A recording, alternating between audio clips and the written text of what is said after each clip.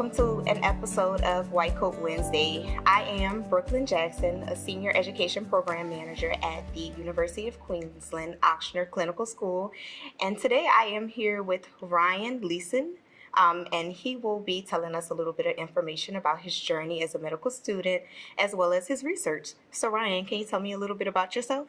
Yeah, so I grew up in Cincinnati, Ohio. I graduated with a degree in mathematics and pre-medical studies from Miami University in Oxford, Ohio. Not Miami of Florida, but up in Ohio. And at first I applied to schools all around the country, didn't get in my first round. I was really discouraged, but I ended up working at a data science place called MedPace up in Cincinnati for a little over a year and a half, and stumbled across the UQ-Ochsner program. I've always been in love with Australia ever since Steve Irwin. Watching Animal Planet was a big part of my childhood. So I've always had that curiosity, and I'm really glad I took the step and applied. Thank you for that information.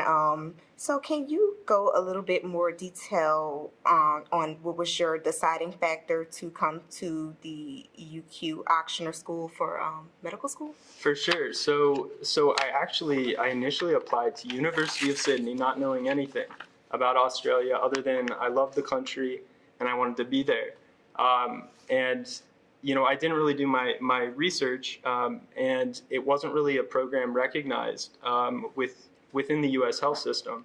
And I didn't realize the logistics, involved of becoming a U.S. medical student, in the U.S., but going somewhere else. Ochsner happened to be, the only program that does that in Australia, but similar to some of the other IMG programs around, that come to the United States. Mm-hmm. Similar to those, but it was distinct, right? Because it's Australia. And the second I saw the 2 years in Australia, 2 years in New Orleans, another place where I've always wanted to go and wasn't really familiar with, I kind of was just sold. I was sold by the whole pitch, and my experience would really mirror that. It was really fantastic getting to explore an entirely different country, and then getting to apply that knowledge that I gained there within the context of a U.S. health system. Okay, that's awesome. So a big component of being in medical school is conducting research. So can you tell us a little bit more about the research that you are involved in? For sure. So kind of going back to when I did worked at MedPace for a year and a half prior to med school, I learned how to code. I learned how to code in SAS specifically, but statistical software. And so kind of with that background, I approached Dr. Lee. She's the director of the Translational Cancer Research Institute here at the Benson Cancer Center at Ochsner, and she was really willing to give me a shot with some of her tricky data. And I really lucked out because she just sent me a bunch of PDFs and said, do what you can. So that's where we are now. I have some big programs coded in R, processing biomarker data in hopes of guiding development of immunotherapies. And a lot of the biomarkers we're testing are new. They're novel things. So it's really exciting to be a part of something that could potentially change something in the next few years. That's awesome, Ryan. So what would you say the goal and or purpose of your research is? So the goal, ultimately is to reduce health disparities. Our design is studied with non-Hispanic white and African American patient data, all related to colorectal cancer. We took biopsies of all their tumors, did genetic analysis, and now we're just studying for patterns in those genes based on the demographic factors of each patient. And so the goal, again, is since African Americans, there's a huge health disparity with respect to colorectal cancer, not only incidence, but also outcomes.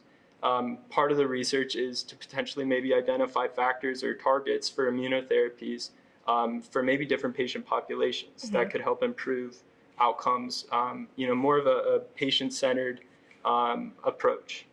That's great.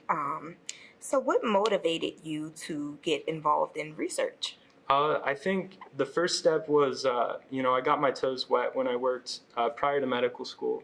And I was working on large randomized control studies mostly sponsored by, pharmaceutical companies that you or I would recognize. And it was very motivating. It was very fascinating, very cool to see actually how like medicine is done and how it, it's slow, but it's not that slow. And that has always been in the back of my pocket, back of my head throughout medical school. And really it was about waiting for the right moment and the right person to reach out to. And it took a lot of time, but I finally found Dr. Lee and I read through some of her research and I was like, you know what? I want to do that. And I think I might be able to, analyze some of that data that she has. Because I know it's, it's big, it's complicated, but this is kind of the way medicine is heading, the direction medicine is heading. Finding trends in that big data to better treat patients. So it's about waiting. Yeah. That is great.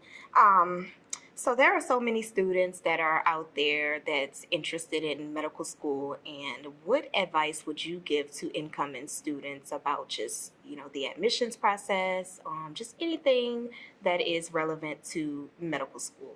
For sure. I think the biggest thing is being authentic, doing what you like, doing what you love, and being passionate about it, whether it's research, whether it's service work.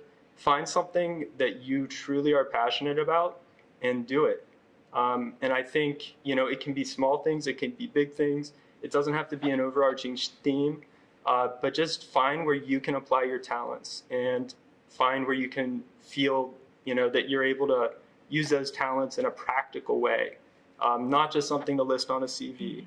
And I think all of that will culminate and come together at the end. Thank you for sharing that. So you've been in New Orleans for quite a bit of time.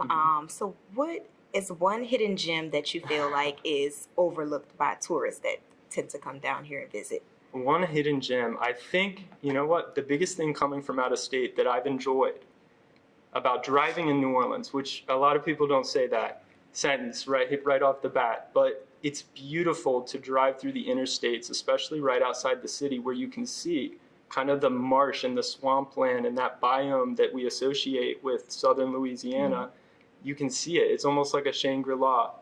And on different placements, I've had to travel different routes each morning.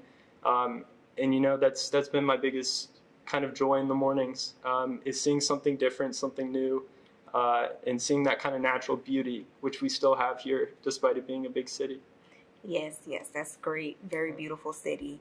Well, thank you so much, Ryan, for sharing this information with our audience, and congratulations on your position. And you guys heard it here first. Thank you for tuning into an episode of White Coat Wednesday. Again, I am Brooklyn Jackson, and this is Ryan Luessen. Thank you.